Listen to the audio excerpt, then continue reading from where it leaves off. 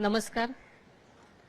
महामानव भारतरत्न डॉक्टर बाबासाहेब आंबेडकर यांच्या जयंतीनिमित्त चैत्यभूमी येथे उपस्थित असलेले आदरणीय राज्यपाल श्री विष्णुदेव वर्मा साहेब, काही कारणास्तव आत्ताच आपलं भाषण उरकून गेलेले आपले सर्वांचे लाडके मुख्यमंत्री देवेंद्रजी फडणवीस साहेब, माननीय उपमुख्यमंत्री एकनाथजी शिंदे साहेब, माननीय श्री छगन भुजबळ साहेब, विधान परिषदेचे सभापती श्री राम शिंदेजी, विधानसभेचे उपाध्यक्ष श्री अण्णा बनसोडेजी, तसेच मंत्रिमंडळातील उपस्थित आमचे सर्वच सहकारी, मुंबईच्या महापौर श्रीमती ऋतू तावडेताई, सर्वच मंचावरील अश्विनीताई भिडे, तसेच विधिमंडळातील सर्व आमदार, अधिकारी वर्ग, मीडियाचे उपस्थित सर्व प्रतिनिधी आणि माझ्या बंधू भगिनींनो,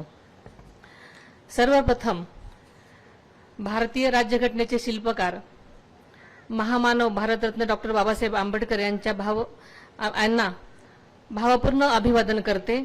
आपल्या सर्वांना डॉक्टर बाबासाहेब आंबेडकरांच्या जयंतीनिमित्त मनपूर्वक शुभेच्छा देते.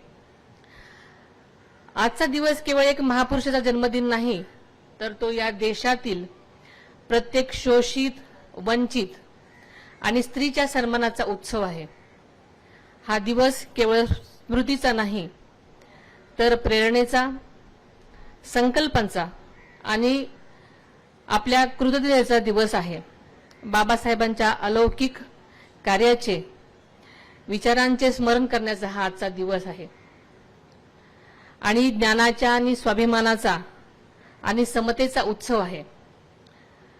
मुंबईची ही चैत्यभूमी केवळ एक स्मारक नाही, तर ती एक ऊर्जा केंद्र आहे.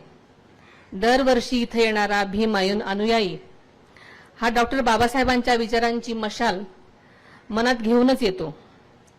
भारतरत्न डॉक्टर बाबासाहेब आंबेडकर हे महामानव होते, भारतीय राज्यघटनेचे शिल्पकार होते आणि सामाजिक न्यायाचे, समता, स्वातंत्र्य, बंधुता आणि शिक्षण संघटन संघर्षाचे प्रतीक होते. त्यांनी अस्पृश्यतेच्या, शोषणाच्या आणि अन्यायाच्या साखळ्या तोडल्या. त्यामुळे आज लाखो करोडो लोकांना स्वाभिमानाने जगता येत आहे. त्यांच्या शिका, संघटित व्हा आणि संघर्ष करा या मंत्राने संपूर्ण भारताला नवी दिशा दिलेली आहे. बाबासाहेब म्हणजे अन्यायाविरुद्ध पेटून उठलेली क्रांतीची मशाल आहे. ज्या काळात माणसाला माणूस म्हणून जगण्याचा अर्थ नव्हता, त्या काळात त्यांनी शिक्षणाच्या जोरावर स्वतःला घडवलं. कोट्यावधी शोषितांचा जगण्याचा मार्ग त्यांनी दाखवला. आपण शिवशाहू फुले आंबेडकर यांच्या विचारधारेचे अन्वयी आहोत. ही विचारधारा केवळ राजकीय नाही, तर जीवन जगण्याची पद्धत आहे. आदरणीय अजितदादांनी आयुष्यभर या विचारांचा ध्वज रोवला. त्यांनी वारंवार सांगितले की समाजातील शेवटच्या घटकांपर्यंत विकास पोचला पाहिजे. डॉक्टर बाबासाहेबांनी देशाला जगातील सर्वश्रेष्ठ संविधान दिलं. त्या संविधानानं राजकीय, सामाजिक, सांस्कृतिक, आध्यात्मिक आणि भौगोलिक अशा विविधतेच्या भारताला एकता, समता, बंधुतेच्या सूत्रात बांधण्याचं काम केलं. देशाची एकता, अखंडता, सार्वभौम कायम ठेवण्याचं काम डॉक्टर बाबासाहेबांनी दिलेल्या राज्यघटनेच्या गरीब, श्रीमंत, स्त्री, पुरुष असा भेदभाव न करता प्रत्येक नागरिकाला एक मत, एक मूल्य असा समान अधिकार दिला. प्रत्येक भारतीयाला, कामगारांना न्याय व प्रत्येक धर्माला स्वातंत्र्य दिलं. बाबासाहेबांनी मांडलेले हिंदू कोड बिल हे भारतातील महिलांच्या प्रगतीचं मोठं पाऊल होतं. आज मी एक महिला म्हणून या पदावर सन्मानानं उभी आहे.